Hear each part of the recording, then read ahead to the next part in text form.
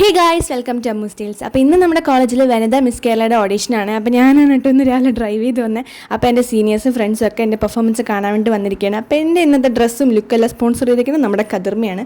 അങ്ങനെ നമ്മൾ നേരെ കോളേജ് ഓഡിറ്റോറിയത്തിൽ പോയിരിക്കുകയാണ്. അവിടെയാണ് നമ്മുടെ ഓഡീഷൻ നടക്കുന്നത്. അപ്പോൾ ജസ്റ്റ് ഗസ്റ്റ് വരുന്നതിന് മുമ്പ് നമ്മളൊക്കെ നടന്നൊന്ന് പ്രാക്ടീസ് ചെയ്യാണ്. ഫൈനലി നമ്മുടെ ഗസ്റ്റ് വന്നിരിക്കുകയാണ്.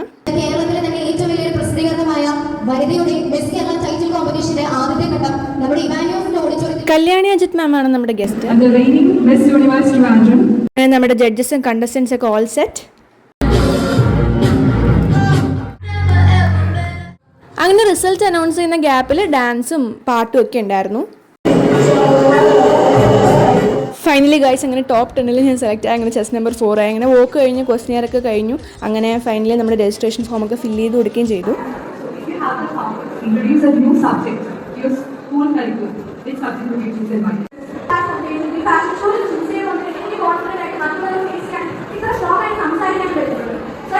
അങ്ങനെ ഇതൊക്കെ കഴിഞ്ഞ് നമ്മുടെ റിസൾട്ട് അനൗൺസ് ചെയ്തു. വോയിസിൻ്റെ റാമ്പ് വർക്ക് ഒക്കെ ഉണ്ടായിരുന്നു. അങ്ങനെ ബെസ്റ്റ് സ്മൈൽ, ബെസ്റ്റ് റാമ്പിന് മിസ് ഇവാനീസ്. അങ്ങനെ സെലക്റ്റഡ് ആയി നമുക്ക് 10 പേർക്കും രജിസ്ട്രേഷൻ ഫീസ് ഇല്ലാതെ വനിതയുടെ ഫസ്റ്റ് റൗണ്ടിലോട്ട് സെലക്ഷൻ കിട്ടി. പക്ഷേ എനിക്ക് പറ്റിയ സംഭവം എന്ന് വെച്ചാൽ അവർ വിളിച്ച ടൈമിൽ എനിക്ക് എടുക്കാൻ പറ്റില്ല. പക്ഷേ അന്നായിരുന്നു ലാസ്റ്റ് ഡേറ്റ്. തിരിച്ച് വിളിച്ചപ്പോൾ നെക്സ്റ്റ് ഡേയ്സ് ഒന്നും വർക്കിംഗ് ഡേയ്സ് അല്ലായിരുന്നു, സാറ്റർഡേ സൺഡേ ആയിരുന്നു. അങ്ങനെ ആ രജിസ്ട്രേഷൻ എനിക്ക് ക്ലോസ് ആവുകയും പങ്കെടുക്കാൻ പറ്റാത്തൊരവസ്ഥയായി ഗൈസ്.